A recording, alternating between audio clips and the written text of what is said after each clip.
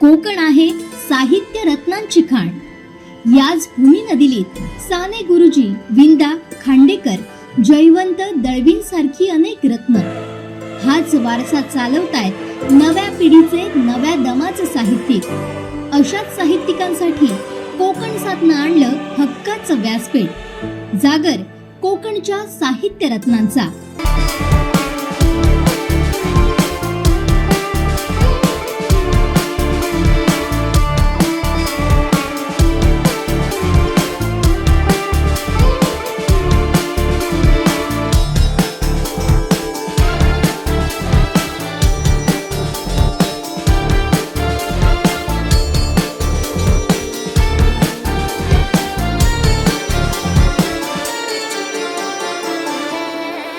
दैनिक कोकण साथ आणि कोकण साथ लाईव्हच्या जागर कोकणच्या साहित्य रत्नांचा या विशेष भागात आपलं सगळ्यांचं स्वागत.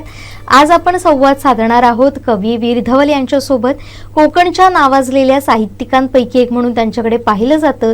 समाजात घडत असलेल्या चुकीच्या गोष्टींवर ते कवितेच्या माध्यमातून ते प्रहार करतात आणि त्याचंच उदाहरण सांगायचं तर दर साल दर शेकडा आणि मम म्हणा फक्त हा कविता संग्रह त्यांचा प्रसिद्ध आहे. त्यांच्या माध्यमातून वेगवेगळ्या विषयांवर ते भाष्य करत असतात आणि त्यांच्या अशाच साहित्याबद्दल आज आपण जाणून घेणार आहोत. सर, आपलं या खास कार्यक्रमात मनपूर्वक स्वागत. सर, तुमच्या दर साल दर शेकडा आणि मम म्हणा फक्त या कविता संग्रहांबद्दल आपण बोलणारच आहोत. मात्र तुम्ही या क्षेत्राकडे कसं वळालात, कवितांकडे कसं वळालात? कवितेकडे मी जेव्हा लहान वयामध्येच होतो, शाळकरी वयामध्ये, तेव्हा कवितेकडे वळलो. थोडं पार्श्वभूमी शाळेची होती. त्या काळामध्ये पुस्तकं फारशी अशी मिळायची नाहीत, परंतु जी काही शाळेमधून पुस्तकं शिक्षक द्यायचे ती पुस्तकं वाचून आपल्याला सुद्धा असं काहीतरी लिहिता येईल का, असा एक विचार तेव्हाही मनामध्ये आला होता. माझे वडीलसुद्धा शिक्षक होते आणि ते लिहिणारे होते, त्यामुळे घरामध्ये त्या प्रकारचं थोडंसं वातावरण होतं. काही पुस्तकं, काही दिवाळी अंक ते यायचे, तर ते काय नेमक्या पद्धतीनं वडील करतात हे मी पाहत होतो आणि त्यामधून लिहिण्याची एक उर्मी मनामध्ये निर्माण होत गेली. मी हायस्कूलला गेल्यानंतर तिथं मला आजच्या सिंधुदुर्गातल्या एक महत्त्वाच्या लेखिका वृंदा कांबळी ह्या शिक्षिका म्हणून मला मिळाल्या आणि त्यांनी सुद्धा मला थोडंसं प्रोत्साहन त्या ठिकाणी दिलं. तिथून आणखीन पुढं महाविद्यालयामध्ये जेव्हा मी गेलो तेव्हा योगायोगानं मराठीतले अत्यंत महत्त्वाचे कवी गुरुनाथ धुरी, हे खरं सिंधुदुर्गातले परंतु त्यांचं संपूर्ण वास्तव्य मुंबईचं, काही काळ ते वेंगुर्ल्याच्या खर्डेकर महाविद्यालयामध्ये होते आणि त्यांची भेट झाली. तिथून कवितेकडे आणखीन एक असा थोडासा गांभीर्याचा प्रवास सुरू झाला. म्हणजे कवी कशा पद्धतीनं लिहितो, कशा पद्धतीनं ते बोलतात, कशा पद्धतीचं त्यांचं भवतालाकडे बघण्याचा दृष्टिकोन असतो. आणि नेमकं त्याच वेळेला खर्डेकर महाविद्यालयामध्ये प्रवीण बांदेकर, सिद्धार्थ विष्णू तांबे जे आता नाही आहेत, आणखीन संतोष शेणई, रघुवीर परब अशी सगळी मित्रमंडळी मला भेटत गेली. म्हणजे मी 12वी सायन्सला होतो तेव्हा ही सगळी मंडळी SY आर्ट्सला होती ती, आणि त्यामध्ये बरेच कार्यक्रम महाविद्यालयामध्ये आमच्या त्या होत होते. त्यातून ते ओळख झाली. वेंगुर्ल्याचं नगर वाचनालयामध्ये आम्ही सातत्याने भेटत असू आणि फार सुंदर अशा पद्धतीचं ते वाचनालय, त्यामध्ये अनेक पुस्तकं असायची आणि एकत्र बसून आमच्या बऱ्याच चर्चा भेटीगाठी तिथं होत राहिल्या. त्यातून काय लिहिलं पाहिजे, कशा पद्धतीनं आपण वाचलं पाहिजे, काय नेमकं वाचलं पाहिजे याबद्दलची एक जाणीव तिथं निर्माण झाली आणि मग तो प्रवास हळूहळू वाढत गेला. नंतर कालांतरानं हा सगळा मित्रपरिवार आमचा वाढत गेला. त्यामध्ये डॉक्टर अनिल धाकू कांबळी किंवा अंकुश कदम, उत्तम पवार, डॉक्टर गोविंद काजरेकर, मोहन कुंभार, आणखीन अशी सगळी मंडळी मिळत गेली. अजय कांडर हे त्यामधलंच एक नाव. आणि मग हा थोडासा आमचा मित्रपरिवार विस्तारला. सातत्यानं आम्ही त्या चर्चेमध्ये कवितेच्या राहिलो. खूप उत्कटतेने आम्ही तेव्हा भेटत होतो आणि कवितेवर बोलत होतो. तर यातून लिहिण्याची एक प्रबळ उर्मी निर्माण झाली. मला विशेषतः असं वाटतं की गोविंद काजरेकर आणखीन प्रवीण बांदेकर ह्यांच्याबरोबर झालेल्या ज्या अनेक चर्चा साहित्यविषयक ज्या होत्या किंवा सामाजिक आणि राजकीय संदर्भातल्या ज्या होत्या त्या सगळ्या मला लिहिण्यासाठी बळ देणाऱ्या ठरल्या. किंबहुना मी थोडाफार जो कवी म्हणून उभा राहिलो तर त्यामध्ये ह्या सर्व मित्रमंडळींचा असा मोठा वाटा आहे. डॉक्टर वसंत सावंत, मी पंचम खेमराजला जेव्हा शिकायला आलो तेव्हा डॉक्टर वसंत सावंत मिळाले आणि त्यांनी पाठीवर ठेवलेला हात, कवितेचा हात असं म्हणेन मी, तो मी विसरू नाही शकत. कारण ते म्हणायचे की हे माझा कवी आहे हा. आणि फार अत्यंत उत्कटतेनं ते कविता लिहित, कवितेविषयी बोलत असत. आणि खरोखर म्हणजे डॉक्टर वसंत सावंतांना कविता लिहिताना पाहणं आणि त्यांची कविता वाचताना त्यांना अनुभवणं असा सगळा तो प्रवास फार आनंददायक होता. त्यामुळे मी ह्याच्यामध्ये कवितेच्या क्षेत्रामध्ये लिहिता राहिलो. खूप मोठी दुर्मिळ अशा पद्धतीची ती गोष्ट म्हणजे सावंतांचं सानिध्य हे माझ्यासाठी फार खूप फलदायक ठरलं असं मी म्हणेन. आणि तिथून मग तो हात सुटला नाही कवितेचा. मग मी लिहिता राहिलो.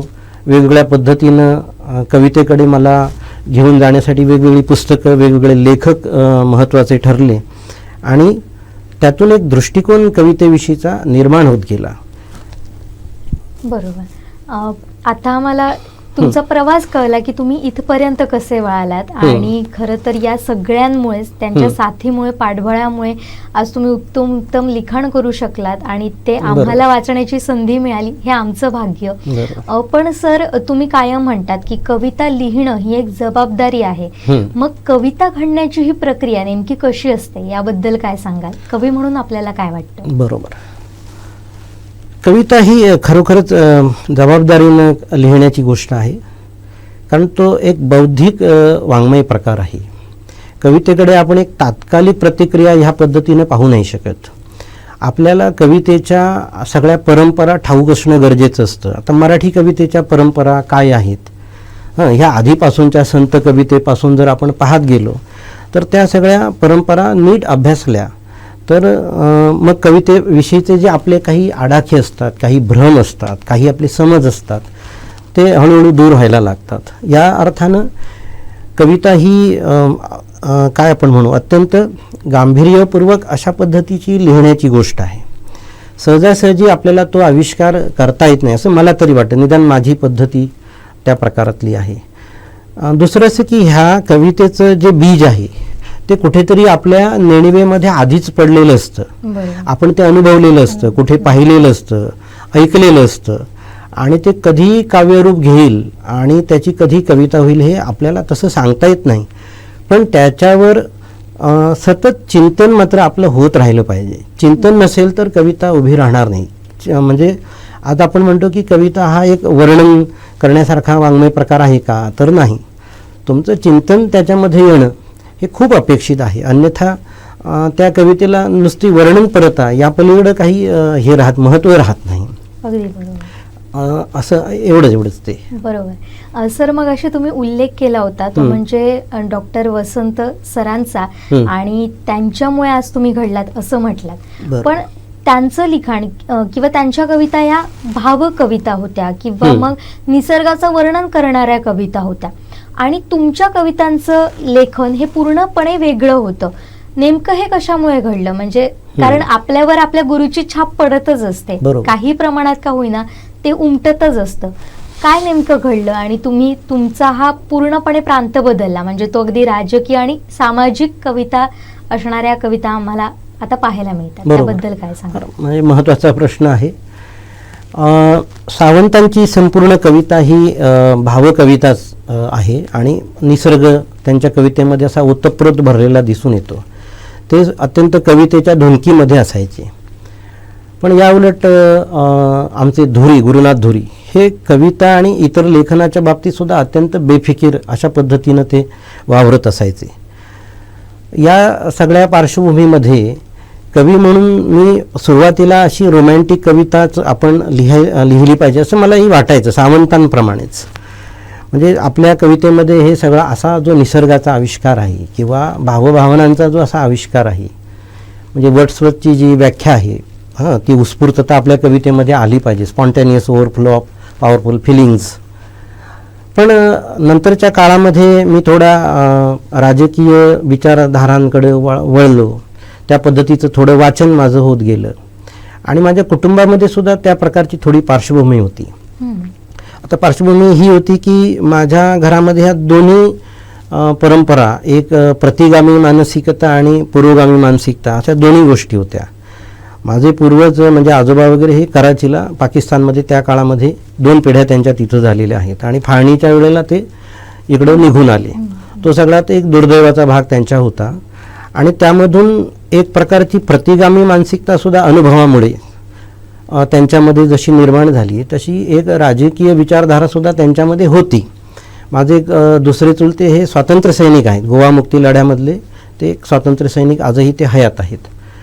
तर ह्या दोन्ही गोष्टी मी पाहत आणि अनुभवत गेलो आणि काही काळ माझ्या आजोबांच्या काळापासून तेव्हाचा जो प्रजा समाजवादी पक्ष होता नाथपै यांचा, तर ते वातावरण, ती प्रचाराची धुरा, ती प्रचाराची पालखी काही काळ आमच्या या मंडळीने, म्हणजे आमच्या घरातल्या मंडळीने किंवा जे काही आमच्या नात्यातली माणसं होती तर त्यांनी ती वाहून नेलेली होती आणि त्यामुळे एक जेनेटिकली ती विचारधारा माझ्यामध्ये आली. मी अनुवंशाचा पण एक भाग आहे आणि ते पाहत मी मोठा होत आलो आणि म्हणून मला ती प्रकर्षानं आणि मूळ जो पिंड माझा आहे तो थोडा, आपण असं म्हणूया की थोडा पत्रकारितेचा असल्यामुळे मी काही काळ थोडं पत्रकार म्हणून दैनिक तरुण भारतला काम केलं आणि त्यामधून ह्या सगळ्या सामाजिकतेकडे मी जास्त वळलो.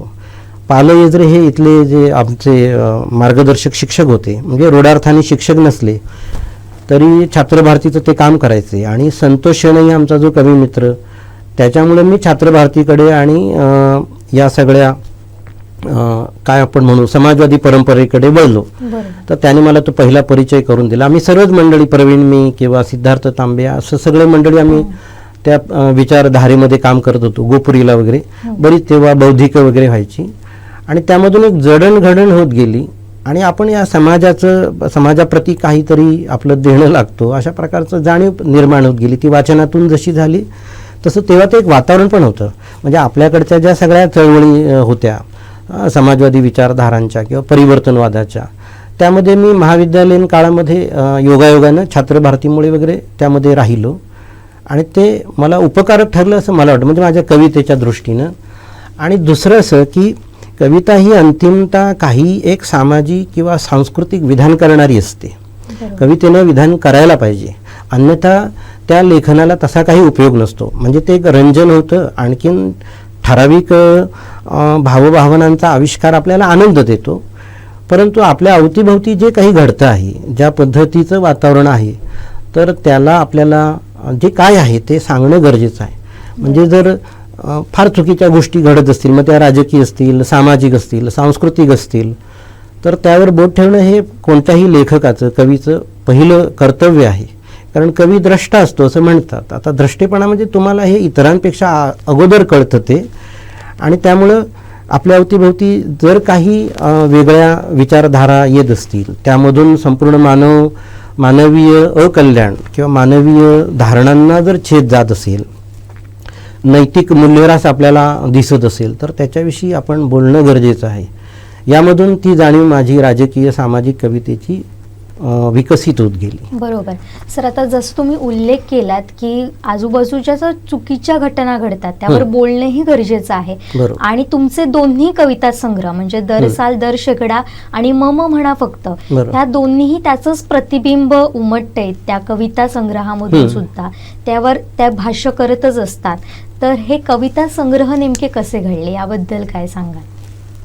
हा, म्हणजे भाष्य करतायत हे कविता संग्रह, ही जी सगळी पार्श्वभूमी माझ्या वैयक्तिक विचार करण्याची जी होती, कौटुंबिक आणखीन वैयक्तिक, ह्या सगळ्या मित्र परिवारामधून, चळवळीमधून जो दृष्टिकोन घडत गेला, त्यामधून ती कविता समोर येत गेली. दर साल दर शेकडामधली कविता ही बहुतांश समाजवादी विचारधारेची जी पिछेहाट झाली, तर त्या संदर्भामध्ये भाष्य करणारी आहे. म्हणजे मी पाहत होतो की एक समाजवादी विचारधारेमध्ये अतिशय चांगल्या पद्धतीची मांडणी स्टेजवर करत होती मंडळी, परंतु त्याचं प्रतिबिंब आपल्याला समाजामध्ये थेट पडताना दिसत नव्हतं. बऱ्याच वेळेला बौद्धिक म्हणूनच तिथं पाहिलं जायचं स्टेजवरून, म्हणजे वक्ते यायचे, कार्यकर्ते यायचे, बोलायचे आणि नंतर तिथून काही व्हायचं नाही फारसं. म्हणजे त्याचं जे परिमाण आपल्याला दिसलं पाहिजे समाजामध्ये, तर ते काही दिसत नव्हतं. किंबहुना फक्त बौद्धिक झाडत राहण्यापलीकडं काही होताना दिसत नव्हतं. आणि म्हणून ती कविता आली माझ्या म्हणजे समाजवादाच्या संदर्भातली, की संपूर्ण एक व्यवस्था मोडून पडती आहे आणि ह्या परिस्थितीमध्ये आपल्याला ही सगळी जी विचारधारा आहे ती टिकवून ठेवता येईल का? कारण हा विचार हा अंतिमतः मानवीय कल्याणाचा विचार आहे. मानवीय सुखदुःखांच्या संदर्भात विचार करणारी प्रभावी विचारधारा ती आहे. आणि म्हणून लोकशाहीवादी असे मूल्य विचार त्याच्यामध्ये आहे. म्हणून ते दोन्ही संग्रहांमध्ये ते आलं आणि तो विकास असा म्हणजे ह्या पद्धतीनं होत गेला तो. सर, तुमच्या कवितांमधून राजकीय उपरोध आणि कुठेतरी चिंतन करायला लावणाऱ्या कविता दिसून आलेल्या आहेत. तुम्हाला काय वाटतं, म्हणजे कुठल्या प्रकारची कविता महत्त्वाची ठरते? खरं पाहिलं तर मला सर्व प्रकारची कविता आवडते. कोणत्याही पद्धतीनं कवी जो असतो तो आपापल्या अनुवंशानुसार आपापल्या जो काही त्याच्या नेणिवेचा भाग आहे, जाणीवेचा नेणिवेचा सगळा भाग आहे, त्यामधून तो लिहित असतो. त्यामुळे कोणती कविता कोणत्या प्रकारातली कविता ही महत्त्वाची आहे असं नाही. तर आहे त्या परिस्थितीमध्ये कवी आजच्या काळाला कशा पद्धतीनं, आजचा काळ आणि अवकाश कशा पद्धतीनं तो व्यक्त होतो हे सगळ्यात महत्त्वाचं असतं. आणि म्हणून आता गझलमध्ये सुद्धा, आता गझल बरेच लोक गझल काही बरोबर नाही आहे म्हणजे हा काव्यप्रकार चांगला नाही असंही म्हणतात लोक, परंतु सुरेश भटांनी फार सुंदर म्हणजे 2 ओळींमध्ये एका शेरामध्ये इतकं सुंदर ते सांगून जातात. तेवढ्या 2 ओळीसुद्धा पुरेशा असतात. फार मोठं राजकीय स्टेटमेंट करण्याची गरज नसते किंवा सामाजिक काही स्टेटमेंट करण्याची गरज नसते. 2 ओळींचंच ते स्टेटमेंट पुरेसं असतं. आणि ह्या पद्धतीनं जर आपण पाहत गेलो ह्या सगळ्या कवितेकडे, तर कवितेमधून शेवटी तुम्हाला जो काही एक मूल्यरास अवतीभोवती दिसतो, कवी शेवटी जो आपल्या अवतीभोवतीचा कोलाहल आहे तो काय आहे हे लोकांना सांगत असतो. आणि मानवीय कल्याणाची जी भूमिका आहे, अंतिमतः सर्व माणसांचं कल्याण व्हावं आणि सर्वत्र शांतता आणि आनंद निर्माण व्हावा अशा पद्धतीचं वातावरण निर्माण करणं हे कवीचं एक भूमिका असते, भूमिका असली पाहिजे. त्या दृष्टीनं विचार आपण करत जातो. आता ह्या संदर्भामध्ये मला असंही वाटतं की कवितेला एक तात्विक बैठकसुद्धा असणं गरजेचं आहे. अन्यथा त्या कविता नुसत्या एक वर्तमानपत्री रिपोर्टाज होऊ शकतात. तसं व्हायला नको. म्हणजे कविता ही शेवटी एक कलाकृतीसुद्धा असते. नुसतं आपण वर्तमानपत्रामधली एखादी बातमी वाचून काही घडत नाही, म्हणजे ती बातमी दुसऱ्या तिसऱ्या दिवशी आपण विसरून जाऊ शकतो. परंतु कविता ही अशी गोष्ट आहे की ती तुम्हाला कालांतराने सुद्धा ती अपील होते. कालांतरानं सुद्धा त्या कविता आपल्याला पुन्हा पुन्हा त्या परिस्थितीपर्यंत घेऊन जातात आणि अत्यंत टोकदारपणानं कवीनं ते भाष्य केलेलं असतं. आणि म्हणून कवितेमध्ये ह्या पद्धतीचं जे काही एक आकलन आहे कवीचं, समाजशास्त्रीय असेल, राजकीय असेल, सांस्कृतिक संदर्भानं येणार असेल, तर ते येणं अपरिहार्य आहे. तर ही एक काय पूर्वअट आहे असं मी म्हणेन. कारण कवी एक समधारक अशी पृष्ठभूमी तयार करत असतो. कवीनं तर ह्या सगळ्या लोकलढ्यामध्ये उतरलं पाहिजे का किंवा तो उतरेल का असं नाही. म्हणजे जनतेचा किंवा लोकांचा फार कार्यकर्त्यांचा कवी लेखकांवर विश्वास आहे अशातला भाग नाही आहे. तर त्यासाठी पूरक ठरणारी पार्श्वभूमी कवीनं निर्माण केली पाहिजे, करता येईल. कारण अंतिमतः आजपर्यंतचा जो सगळा आपण परिवर्तनाचा लढ्याचा जर लढा पाहिला, इतिहास पाहिला, तर त्याच्या पाठीमागे हे सगळे लेखक आहेत हे दिसून येईल. अगदी बरोबर. सर, आता जसं तुम्ही म्हटलात की कवितेंना एक भूमिका असणं गरजेचं आहे, तत्व असणं गरजेचं आहे. आजची सर बदललेली राजकीय परिस्थिती आपण पाहिली तर काय वाटतं आपल्याला, याकडे आपली भूमिका काय आहे नेमकी? राजकीय परिस्थिती आजची जी आहे तर ती अत्यंत काय म्हणू, आता आपण सर्वसामान्य माणसं जी आहोत ती अत्यंत असहाय्य परिस्थितीमध्ये आपण आहोत असं मला तरी वाटतं. म्हणजे विचार करणारी अनेक माणसं असतील, कार्यकर्ते असतील, सामान्य जनता असेल, जे राजकीय या सगळ्या गोष्टींपासून दूर असलेले सुद्धा जे सगळे लोक आहेत, या सगळ्या लोकांना आज नेमकं काय चालू आहे याच्याबद्दल एक संभ्रमाचं वातावरण आहे. कोणताही ठोस अशा पद्धतीचा विचार आजच्या राजकीय परिस्थितीबद्दल आपल्याला करता येत नाही. कारण सकाळी एखादा कार्यकर्ता किंवा एखादा नेता सकाळी जे विधान करतो त्याला तो संध्याकाळपर्यंत स्टिकअप राहील अशातला भाग नाही आहे. म्हणजे इतक्या लवचिक भूमिका आहेत, एवढ्या वेगवेगळ्या पद्धतीनं राजकीय परिस्थिती बदलती आहे. त्याची कारणं वेगवेगळी आहेत, त्याच्या खोलामध्ये आपण शिरायला नको. परंतु आजचा जो काळ आहे राजकीय संदर्भानं तो कवी लेखकांसाठी अत्यंत आव्हानात्मक आहे. म्हणजे ह्या सगळ्या परिस्थितीमध्ये जर कवी आणि लेखकांना टोकदारपणानं लिहिता आलं, त्यावर नेमकं बोट ठेवता आलं तर ते फार महत्त्वाचं राहील एक सामाजिक परिवर्तनाच्या संदर्भाने सुद्धा. आणि त्याचं एक कवीला किंवा लेखकांना त्याचं समाधान पडसेल की ह्या सगळ्या भोवतालामधल्या परिस्थितीमध्ये आपण होयबाळ झालो नाही, आपण गप्प किंवा असं निमूट राहिलो नाही, ह्याचं समाधानसुद्धा त्याला मिळू शकेल. अशी सगळी विपरीत परिस्थिती आहे. म्हणजे राजकीय संदर्भानं कोणत्याच विचारधारा आज महत्त्वाच्या राहिलेल्या नाहीत. सर्व प्रकारच्या विचारधारांमध्ये काही आपल्याला डिफेक्ट दिसतात. म्हणजे कुठल्या एका विचारधारेला आपण परिपूर्ण आहे असं नाही म्हणू शकत किंवा त्यामध्ये काही दोष नाहीत असंही नाही म्हणता येणार. तर त्यामध्ये खूप वेगवेगळ्या पद्धतीचे कार्यकर्ते, वेगवेगळ्या पद्धतीचे दुसरे प्रभाव आलेले आहेत आणि ते प्रभाव आपल्यावर काय करतात, अधिराज्य करत आहेत असं मला दिसेल. आणि त्यामुळं दुसरं असं की आजच्या सगळ्या राजकीय परिस्थितीवर भांडवलदार व्यक्तींचं म्हणजे भांडवलशाहीचं फार मोठा दाब आहे. म्हणजे कोणतीही राजकीय विचारधारा ही भांडवलदार जी भांडवलशाही व्यक्ती किंवा विचारधारा आहे किंवा व्यवस्था आहे त्यांना काय अभिप्रेत आहे, त्यांना काय अनुकूल आहे या पद्धतीनंच विचार केला जातो. अन्यथा तुम्हाला त्या राजकीय विचारमंचावरून व्यासपीठावरून सुद्धा ताबडतोबीनं हलवलं जाण्याची शक्यता असते.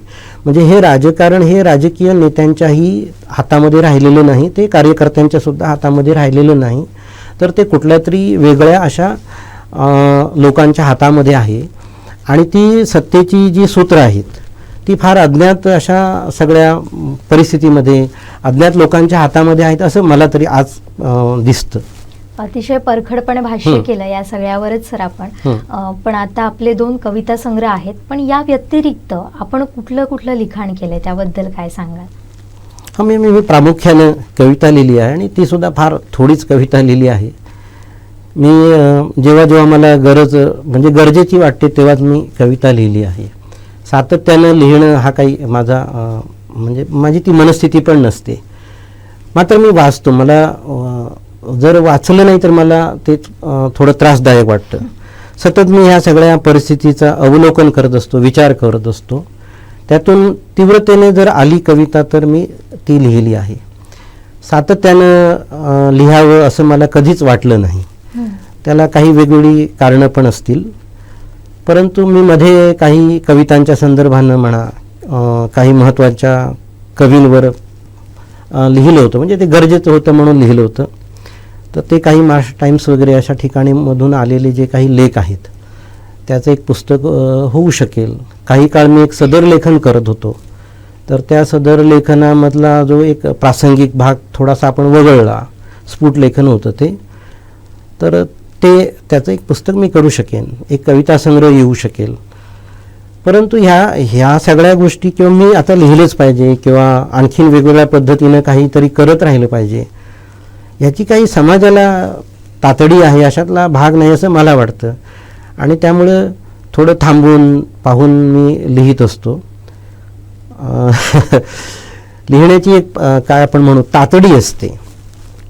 पण मला असंही दिसतं की इतकं प्रचंड मोठ्या प्रमाणामध्ये लिहिलं जातं आहे वेगवेगळ्या पद्धतीनं, आणि त्यामधला सगळा समजा आपण एक गोतावळा पाहिला, वेगवेगळ्या पद्धतीचं त्या सांस्कृतिक क्षेत्रामधलं सुद्धा राजकारण पाहिलं, तर कोणत्याही लेखकाला सातत्याने ते लिहित राहावं अशा पद्धतीची उमेद ठेवून लिहिणं पण कठीण आहे असं मला एक वाटतं. म्हणजे त्यामुळे सुद्धा मी थोडा थांबलोच आहे. म्हणजे गेली 5-6 वर्ष तर मी काही लिहिलं नाही किंवा मला प्रकर्षाने ते लिहावं असं वाटलं नाही. दुसरं असं की हे लिहून त्याचा काय उपयोग आहे हा पण एक भाग झाला. कारण बऱ्याचशा गोष्टी ह्या वेगवेगळ्या पद्धतीनं लोकांसमोर पोहोचतच असतात आणखीन जर आपलं आकलन वाढत नसेल, आपण या समकाळाचा जर अन्वयार्थ लावू शकत नसू किंवा तो नीट समजून घेण्याचा आपला वकूब नसेल, तर उगाच आपलं काहीतरी आपल्याला शब्द दिलेले आहेत, सापडलेले आहेत किंवा आपल्याला काहीतरी आपण कवी आहोत म्हणून ते लिहित राहावं असं मला नाही वाटत. सर, असं जरी असलं, असं आपल्याला जरी वाटत असलं तरी मात्र आपल्या विचार आमच्यासारख्या पिढीपर्यंत पोचणं गरजेचं आहे आणि ते काम अर्थातच हे लेखन आणि तुमच्या कविताच करू शकतात असं मला वाटतं. तर आपल्याकडून हे लिखाण होत राहावं अशी आमचीही अपेक्षा आहे. पण सर, आता जाता जाता पुढचा प्रश्न तो म्हणजे कोकण साद लाईव्ह आता हा जागर कोकणच्या साहित्य रत्नांचा हे विशेष अभियान घेऊन आलंय. कोकणची सांस्कृतिक चळवळ रुंदिंगत करण्यासाठी हा प्रयत्न आहे आणि त्याचबरोबर अशा अनेक कविता किंवा जे लेखन झालंय ते पुढे येण्यासाठीचा आमचा हा प्रयत्न आहे. याबद्दल आपल्याला काय वाटतं? आणि तुम्ही या क्षेत्रात अतिशय ज्येष्ठ आहात, आता नवीन घडणारे तुम्ही लेखकही पाहत आहात, तर या नवयुवकांना, लेखकांना काय सल्ला द्या? कोकण सादची ही जी मालिका आहे, आता वर्षभर तुम्ही चालवणार आहात किंवा चालवत आहात आता काही महिने, हे फार महत्त्वाचं पाऊल आहे असं मला वाटतं. म्हणजे अगोदर आपल्या सिंधुदुर्गच्या सांस्कृतिक वातावरणामध्ये किंवा इतिहासामध्ये असं घडलेलं नाही आहे. म्हणजे एकाच वेळी त्या लेखकाची, म्हणजे अशा अनेक महत्त्वाच्या लेखकांच्या मुलाखती प्रसारित व्हाव्यात आणि त्याच्याविषयी ते कॉलममध्ये पण प्रसिद्ध व्हावं, हे अभावानं कुठेतरी घडत होतं. परंतु कोकण सादच्या माध्यमातून ही एक मोठी संधी नव्या लेखकांसाठी, नव्या कवींसाठी आहे. यामुळं एकत्रितपणानं सिंधुदुर्ग जिल्ह्यामधलं जे काही एक साहित्यिक वातावरण आहे, कोण लिहित आहेत, कशा पद्धतीचं लिहित आहेत, हे आपल्यासमोर येत आहे. म्हणजे आता प्रवीण बांदेकर असतील, काजरेकर असतील, डॉक्टर कांबळी आहेत, तर ह्या सगळ्या लेखकांचं लेखकीय पार्श्वभूमी आणि त्यांचं लेखन कशा कशा पद्धतीने घडत गेलं, हा प्रवास नव्या लेखकांना समजून घेता येण्यासारखा आहे आणि म्हणून त्यातून एक सुद्धा प्रेरणा निर्माण होईल. बऱ्याच वेळेला असं होतं की म्हणजे आम्ही सुद्धा कवी लेखकांना पाहत आणि अनुभवत लिहू लागलो. चांगलं लिहितो किंवा वाईट लिहितो हा भाग वेगळा, परंतु ते आपल्यासमोर आदर्श म्हणून उभे असतात. म्हणजे सावंतांचा आदर्श म्हणून आपण लिहित राहिलो पाहिजे, हा एक जसा आहे तसा कोणत्याही पद्धतीचं दडपण न घेता जे आपल्याला वाटतं तेच आपण लिहिलं पाहिजे, असेही अनेक मराठीमधले लेखक आणि कवी आपण पाहतो. तर यामधून ही एक जडणघडण या सिंधुदुर्ग जिल्ह्यामध्ये होईल. सिंधुदुर्गामध्ये आधीच्याही पिढीमध्ये खूप चांगले लेखक होऊन गेलेले आहेत. माझ्या आधीच्या पिढीमधले सुद्धा अनेक लेखक आताही विद्यमान आहेत, लिहिता आहेत. ते माझ्या पिढीमधली ही मगाशी मी जी नावं घेतली तेही सातत्यानं लिहिता आहेत आणि ती मराठीच्या मध्यवर्ती प्रवाहामध्ये लिहिता आहेत. आणि नव्यानं लिहिणारी म्हणजे आमच्या नंतर येणारी सुद्धा एक मोठी पिढी आहे. एक 10-15 नावं तरी अत्यंत महत्त्वाची आहेत की जी चांगल्या पद्धतीनं ह्या सगळ्या गोष्टींना सामोरं जात आहेत. ज्याच्यामध्ये आता सिद्धार्थ तांबे यांचा एक संग्रह, कविता संग्रह आला आहे, कल्पना मलई आहेत किंवा सरिता पवार आहेत कणकवलीच्या, स्नेहा विठ्ठल आता सावंतवाडीमधल्याच आहेत, किंवा श्वेतल परब आहेत, हर्षवर्धनी सरदार आहेत. ह्यांचे काहींचे संग्रह अजून आलेले नाहीत, काहींचे आलेले आहेत. परंतु हे जबाबदारीनं ह्या सगळ्या सांस्कृतिक आणि साहित्य विषयक बाबींकडे कटाक्षानं त्यांचा लक्ष आहे आणि ते लिहू शकतील. अर्थात व्यासंग आणि अभ्यास या वाटेने जर ते गेले तर त्यांचं लेखन निश्चितपणानं पुढं जाईल आणि त्याची गरजही आहे. म्हणजे सिंधुदुर्गामधल्या ह्या सगळ्या आधीच्या पिढीचा जो वारसा आहे, म्हणजे आपण खांडेकरांपासून, दळवींपासून, मधुबाईंपासून जर आपण असा विचार केला तर तो वारसा आपल्याला पुढं नेला पाहिजे. सिंधुदुर्गामधलं जे साहित्य आहे ते अव्वल दर्जाचं पूर्वीही होतं, आजही आहे असं मराठीमधली मंडळी, अनेक समीक्षक मंडळी मानतात. तर कोकण सादच्या या माध्यमातून ही एक पृष्ठभूमी नव्या लिहिणाऱ्या लोकांसाठी तयार होईल अशा पद्धतीचा मला विश्वास वाटतो. फार चांगला उपक्रम आहे हा आणि मला यामध्ये सहभागी होता आलं याचाही मला अत्यंत आनंद आहे. धन्यवाद सर, तुम्ही आलात आमच्याशी संवाद साधलात, अगदी परखड मतं सुद्धा मांडलीत, त्याबद्दल आपले मनपूर्वक आभार. तर हे होते वीरधवल परब. तर त्यांच्याशी आज आपण संवाद साधला आणि अतिशय महत्त्वाच्या गोष्टींवर त्यांनी भाष्य केलंय, त्यांचा प्रवास त्यांनी आपल्याशी शेअर केला आणि अशा विविध या साहित्य क्षेत्रातल्या विविध मान्यवरांशी आपण संवाद साधणार आहोत. तुर्तास इथंच थांबतोय.